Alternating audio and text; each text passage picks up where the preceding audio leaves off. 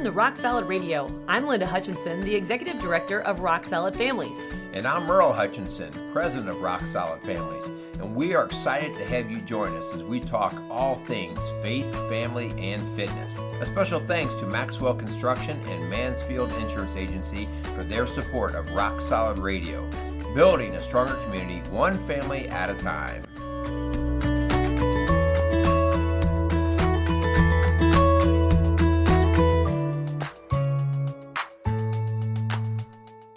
Welcome to Rock Solid Radio. This is Merrill Hutchinson, and I'm back in the studio with my healthy wife, Linda. I'm not sure about completely healthy, but better, much better. You're looking good, babe. Whew, you're looking good. Welcome back. It was a rough couple weeks. How you feeling? Oh my gosh, yes, we experienced some COVID in our house. We had a little COVID. Yeah, I still haven't gotten my taste and smell back completely, but yeah, it's coming back though, because you made a comment just a little bit ago about, hey, that blueberry granola bar is pretty good, or something. Yeah, it's the first time I've tasted any sweet or anything for a long time. So definitely, it's a serious thing, and definitely don't want to take it lightly. But it's so weird though, because it is a very serious thing, but it just depends. I mean, some people have little to nothing at all and keep right on going, and other people get hit. I mean, as we speak, we have a lot of family members right now that are being heavily impacted by this. So it is very strange. So let's just pray that this vaccine gets rolling and that we get some,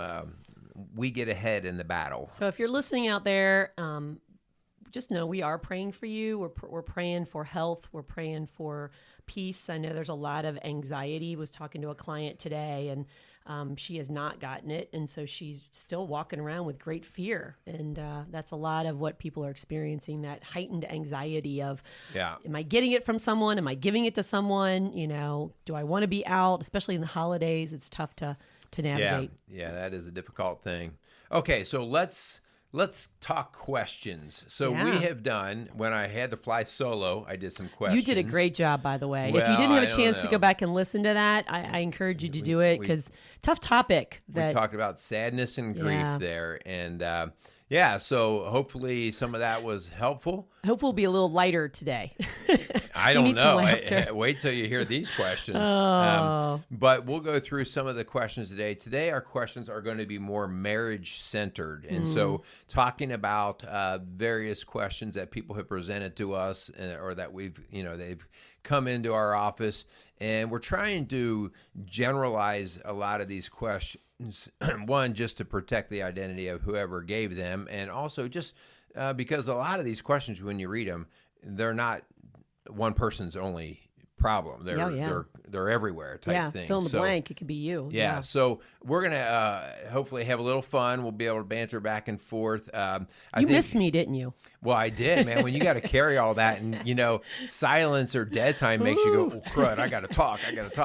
It is weird. It was weird listening to you, because I'm so used to us back and forth that when it was all you. I definitely felt like the humor aspect was gone, because I had nothing. I had nobody to make fun of. No, basically. or just to get to laugh at my stupid jokes. Oh, that's true. So like a couple of times when I went back and listened to it, I laughed at my own joke, and I'm like, you are such an idiot. Yeah. Hon, that ask is a perfect segue to this question that's not even on our script, but I would love to know, like, what is it that attracted me to you? Honey, we have to keep this family rated here. No, seriously, we've been married 33 years, 5 kids later. What was it that you want me to flatter you right now? Well, don't you? Let me go first, because I'll go. Okay. You served it up. I'm going to go. Okay. So I think, hon, the thing that we had a little bit of this conversation the other day around the dinner table as we were trying to help our kids decide what kind of our teenagers navigating spouse dating they life. should have. And I said, well, the very first thing was, and this is not to be offensive to anyone, but that you were an athlete. And I just like that, because from my perspective, you were ready to go after things. You were ready to do work. You were not afraid of being knocked down. And so that was appealing to me. But I think the big thing was that your energy and just your ability to laugh at my stupid jokes and to smile feeds me. And so it definitely does. It Yeah, I know. And so if you want me to shut up, you just don't laugh, right? Yeah, exactly. But I am pretty persistent, and so I don't give up that easily.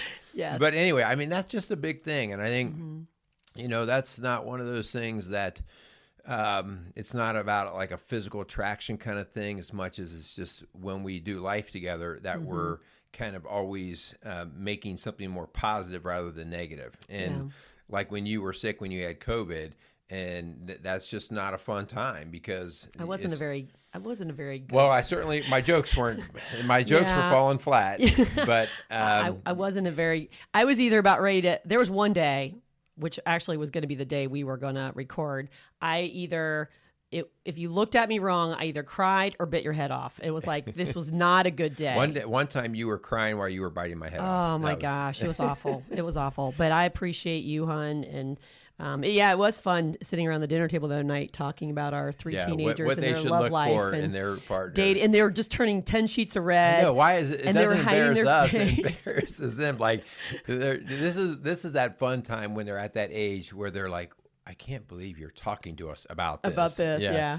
So it Talk was about kind our of fun. dating life. But, hon, the reason why I asked you this question is because for me, it was laughter. And that, when we first met, you just made me laugh. And your jokes, you and your father come out of the same mold, and the jokes and the mannerisms. I'm not sure if that's good or not. It is. It's a compliment, actually. Which you've got a son that's like that too now, and it's really kind of cute and funny, and it just really brightens my day. So, like you said, the physical attraction, man, you are going to get older. You're going to get gray hair. Go ahead, say it. No, but I'm just saying that, there's got to be more than lust, because that's not going to be a sustaining relationship. So anyway, I know that wasn't on our thing, but well, hey, we covered it anyway. We're talking about marriage today. If you just tuned in, we're talking about questions people have asked about marriage.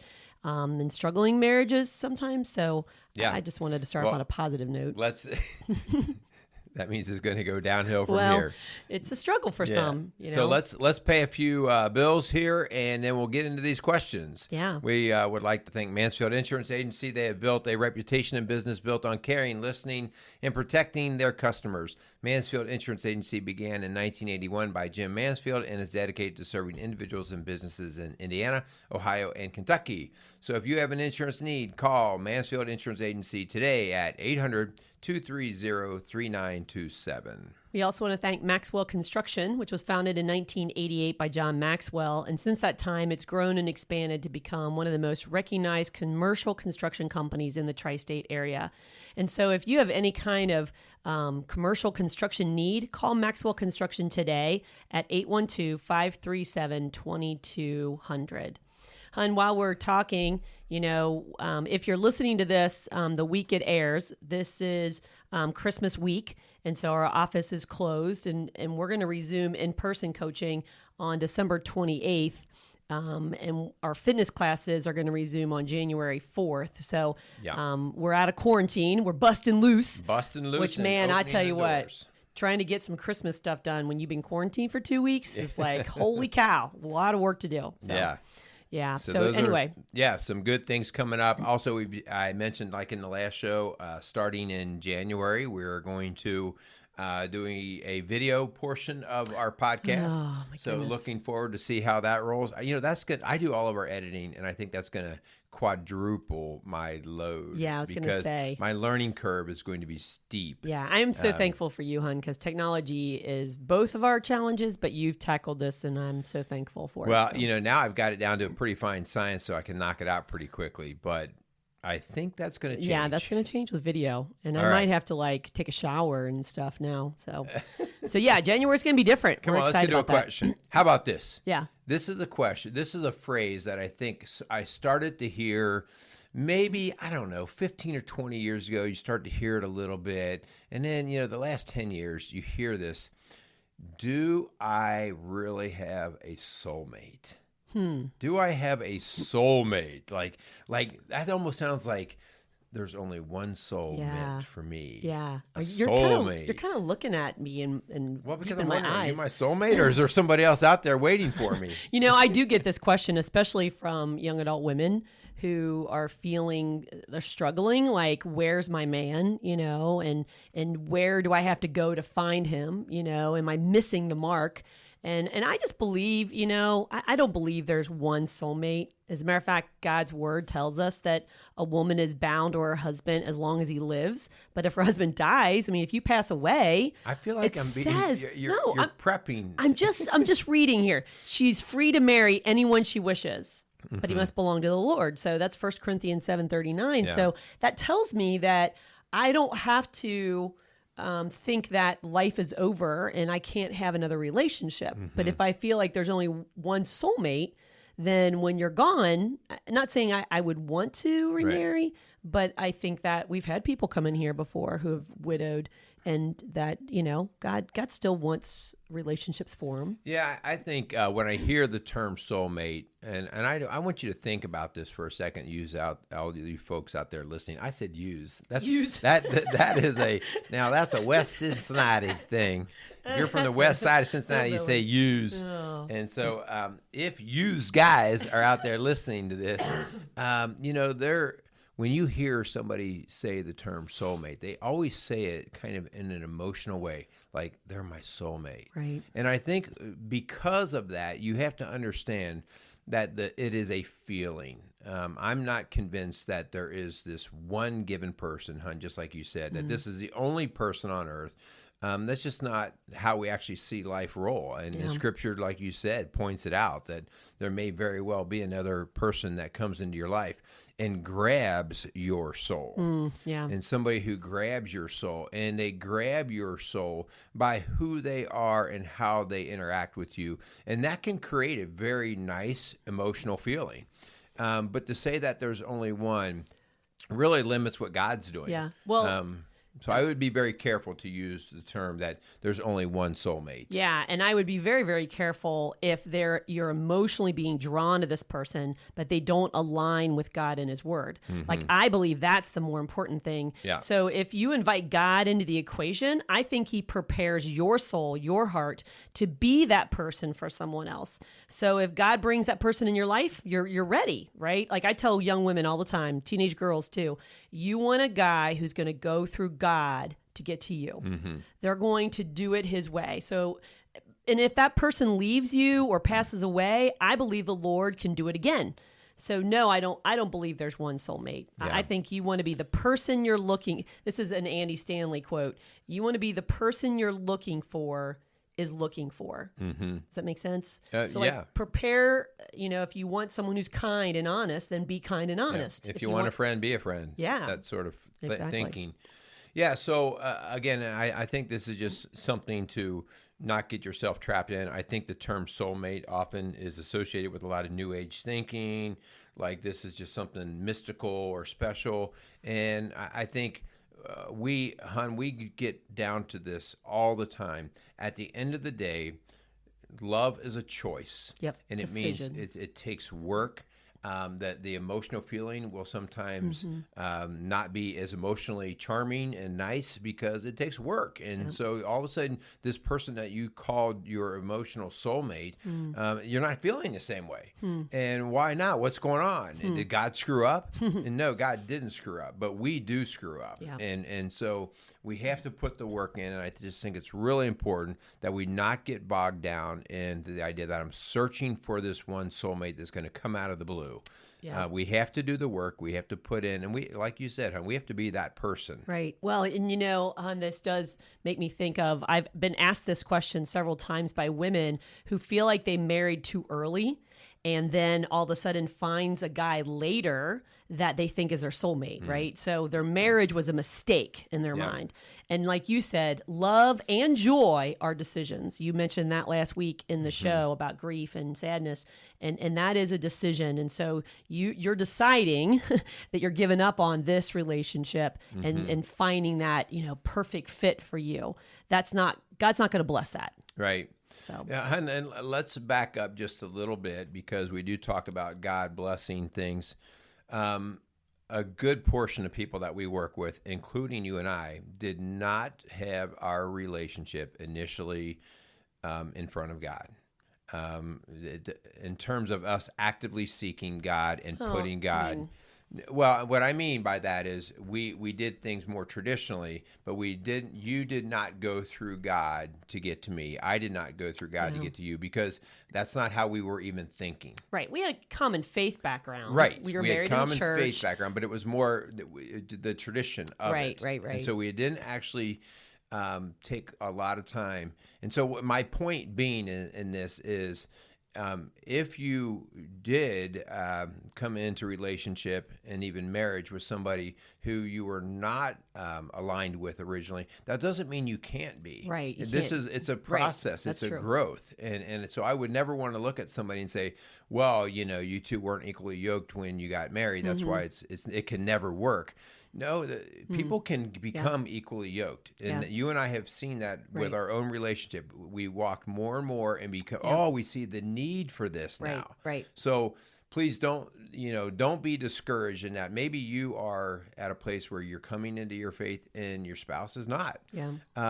That's not a time to just throw up your hands and say, this can't work. Because God can do amazing things. Yeah. And the Bible says that we have to stay. Yeah. You can't use that as an excuse to leave your spouse. Yeah. All right. So, hun, let's talk a little bit about a lot of times what we see walking in our door, where you have one spouse who makes that phone call, who wants to get help, who realizes that they haven't been all in and that they've made mistakes, and they're willing to work on it, and they're given 110%, and their partner's given nothing. Like they have checked out, they are done, they have given up the ship. And so the question is, can one spouse save a relationship?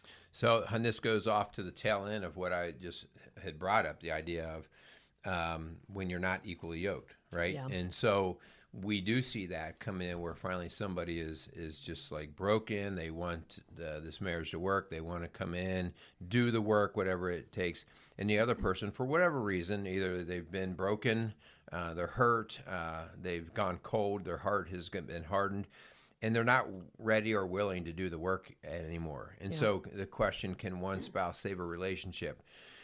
One spouse cannot save a relationship.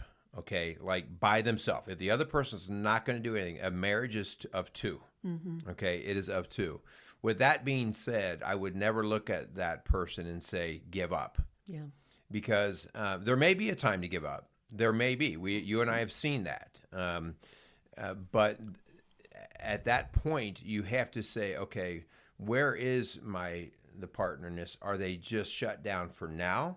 Is there any glimmer at all of energy, of hope? Is there anything? Because sometimes people are just so hurt and shut down that they don't know how to start digging out. They've got I don't think years there's any of hope in it either. Yeah. And so one person, if they're going to do all the work, and the other one has become cold and distant and desires no more work in this, then this marriage is really in trouble. Yeah.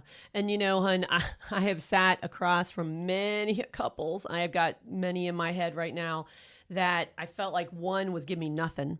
And so I would ask some tough questions. And the first one is there someone else? Because, man, if there's a third person in this conversation, then it's really hard to invest in the marriage. And so that's a first question, which I don't always get an honest answer. Right. It could be pornography. It could be an affair. It could be an emotional affair. So whatever. Another thing is some physiological issues.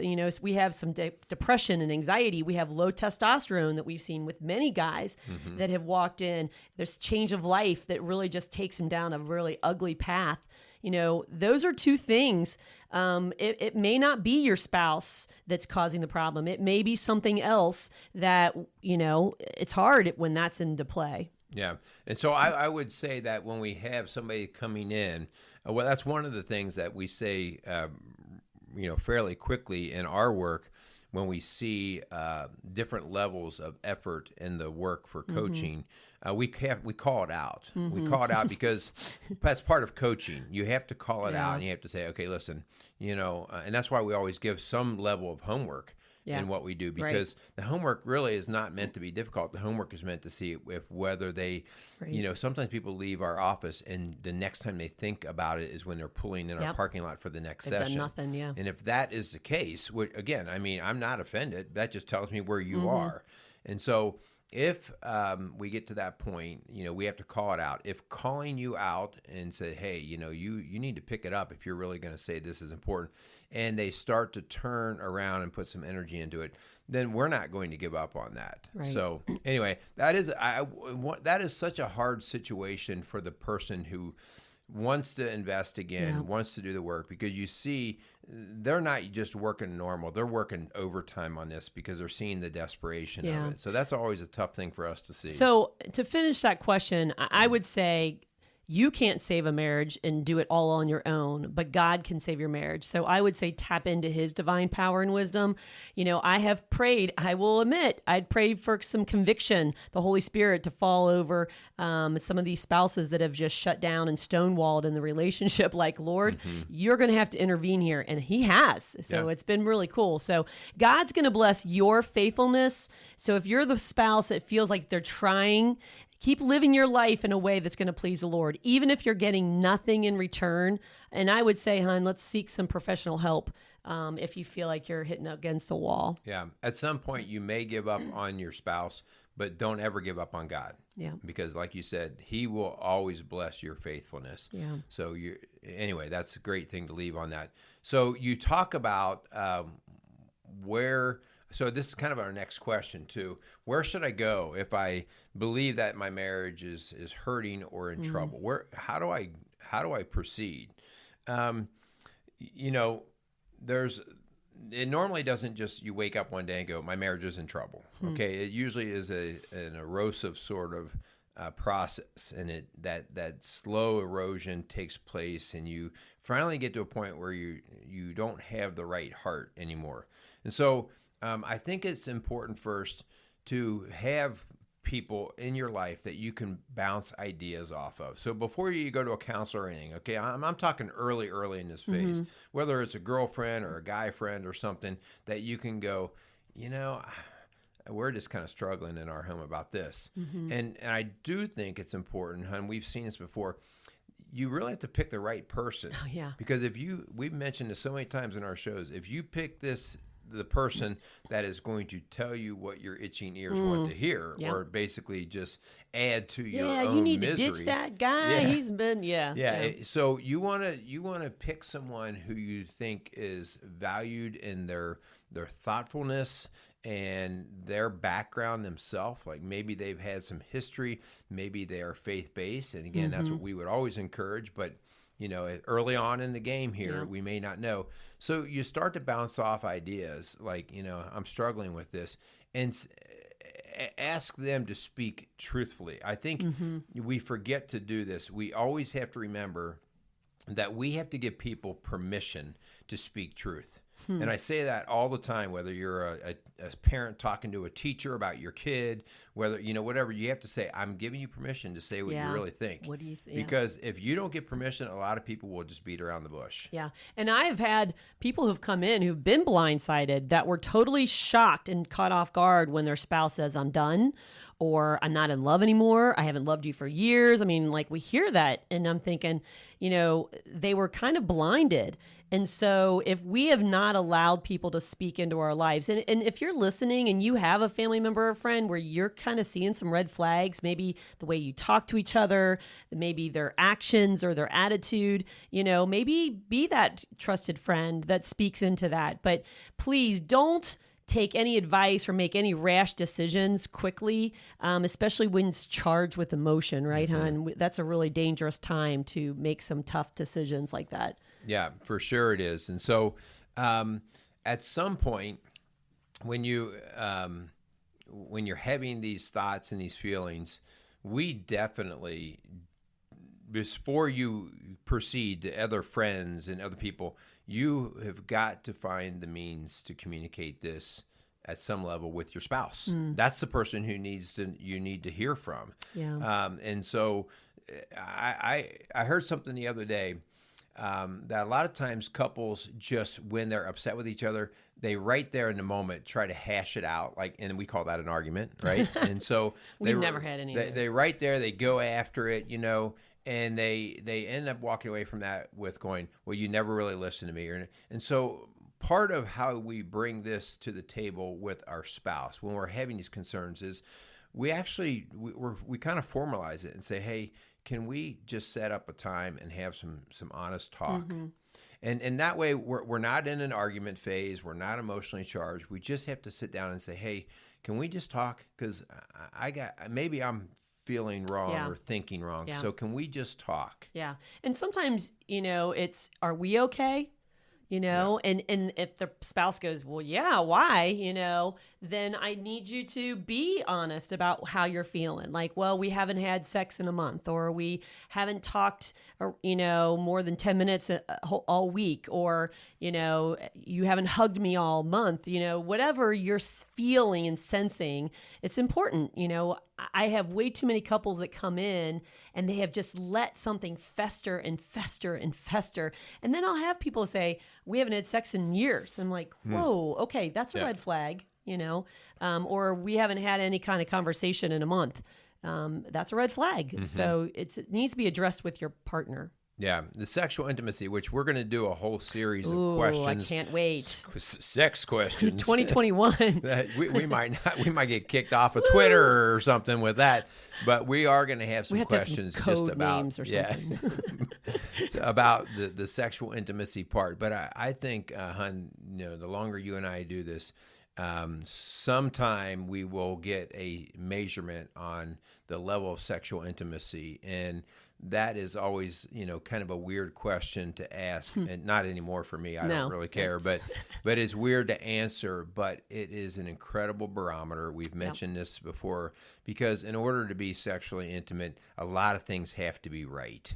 And if it's not right, I hear, ladies talk about it almost feels like rape, or certainly something unwelcomed. And so people, if they're not being sexually intimate, and they have every other healthy reason to be able to be so, then that's a sign that something's wrong. So anyway, those are going to be a different series of questions. Yeah. We got time for one more. Okay. All right. Because I think this goes off of the tail of what we were just talking about. What are some basics that we can do to communicate better? All right. So how can we communicate better? Because oftentimes, if I can communicate effectively earlier in the marriage, I can prevent a lot of this bad stuff from happening. Right? Is living in the dark that allows our minds to wander to places that maybe they shouldn't be going. Yeah. Okay. So I'm going to speak from a woman's point of view, and I would hope so. And I want you to speak from a man's. But ladies, I'm going to talk to you, because one of the greatest things I see communicating breakdown happening, that doesn't make sense. One of the greatest ways I see communication breaking down is women expecting their husbands to read their mind, to not tell them what you need in a way that is assertive but not controlling. And so to mean what you say and say what you mean. If you really want him to leave with the kids so that you can clean the house, then say that. Don't just hem and haw around and then get mad if he tries to help you clean the house and that's not what you wanted. That's happened to us before. And so I feel like us ladies, we kind of want to be the martyr sometimes and kind of stew in our own frustration, hoping that you're just going to pick it up and run with it. And I think that's unfair for our guys. So that's what I see a huge amount of. Well, and I'm just going to coattail off of some of that, because even when you are direct or assertive in telling me maybe what you might need, we've talked about this before with the love and respect. There is a respectful way to do that. Like if you say, and in case you didn't notice, I could use some help around here. I've never done that before. Oh gosh. And so it's that coming off of just like that disrespect, or instead of apologizing, you say, okay, I'm sorry. Tone means everything in these kind of situations, and so keeping that level of respect extremely high. As we talk, men for the respect, women, when I communicate to you, I have to really be, and I've talked about this before, and so I'm going to coattail into what I would say. Guys, I need you to stop looking at all of her words and start looking at her heart. Because between the two lines, I can tell, hon, and just like when you were sick the other day, I knew that I hit below the belt by some of my comments. And I knew that by your eyes. And you dropped, and I was like, well, Husband of the Year award now on that one. And so learning to read your emotions allows me, maybe not in the moment, because I'm still not always great at it, but to back away and go, oh, okay, I did not handle her heart very well. Because if I really want to communicate to you, I have to understand the power of emotion. Emotion will override your ability to think logically. Especially when you're not feeling good. Yeah, which is and so my struggle. If I blow over your emotions and just go right to the words, I will screw this up, or I will miss the main message. And so this, at the end of the day, here's what communication has to look like. It has to be intentional. Okay, it can't be as we're just flying around the house doing life. And so we really advocate for you taking the time as a couple to sit down in each other's close proximity, looking at each other, and putting everything else aside and just having some small talk that might lead to deeper talk if it needs to. Yeah, on a regular basis. Yeah, on a regular basis. That way we don't allow for the buildup of garbage. Yeah. Okay? Yeah, we got to purge that very, very often so it doesn't build up into something ugly. So this has been great, hon. And I'm hoping that if you're listening out there, if you have questions about marriage or parenting or faith or fitness, please, reach out. We're going to end this series this month, but it doesn't mean we can't answer your questions on the air. So, and again, like we said, we're going to be going to video format so you can. Wait, should we do the sex questions on video format? Oh my gosh. That you'll be so red-faced you won't be able to do it. That might not be a good way to start. Oh, holy cow. Looking forward to 2021. Oh, goodness. Well, hey, we hope that you are having a blessed holiday and winding out 2020 in a positive frame. It's been a tough year for so many. And so we just want you to know that we are praying for you. We're praying for our listeners. We're praying for our clients, praying for our partners. And so we just appreciate your support of Rock Solid Families. And if you want to partner with us, we would love to have your support, especially as we wrap up 2020. We really do need your support as we try to reach more families and for the gospel and for healthy relationships. Yeah, excellent stuff. And now on that, I would just say, please give us a 5-star rating. That that's almost weird to ask that, but we're asking for those ratings because in the world of putting out messages, this is how the search engines work. And if you think we're helping people, which honestly, that's what we believe. And if we believe that, we need to ask a big favor of you. And we need to ask you to rate our show with a 5-star and get it up on the search engines. Yeah. Share it. Share this show. Yeah. If you have a friend or someone that's in a situation of sorts, please share. I mean, also, please reach out to us in person if we can help in that way. 812-576-7625. Our webpage is being revamped. Yeah. It's coming around. RockSolidFamilies.org. Yeah. And so please reach out to us. Also, we are available, hopefully when COVID starts to relax a little bit, to go give speaking engagements, take care of that sort of thing, teach classes again and that sort of thing. So anyway, looking forward to that. We'd like to thank Maxwell Construction and Mansfield Insurance Agency for being alongside of Rock Solid Radio. And as you said, hon, thank you to everyone else out there supporting us, and get out there and have some happy holidays. Hon, you want to say your thing? Yeah. Thanks again for listening to Rock Solid Radio, building a stronger community, one family at a time. Make it a great day. Thanks for joining us for another episode of Rock Solid Radio. For help or more information about what you've heard on today's show, contact us at rocksolidfamilies.org or call us at 812-576-ROCK. That's 812-576-ROCK. Again, a huge thanks to our sponsors, Maxwell Construction and Mansfield Insurance Agency. If If you have questions you'd like answered on our show, or you want to chime in on something you heard, go to our Facebook page, Rock Solid Families. We'd love to hear from you. Don't forget to tune in next week for another episode of Rock Solid Radio. I'm Linda Hutchinson, and for my husband Merrill and I, thanks for tuning in to Rock Solid Radio, building a stronger community, one family at a time.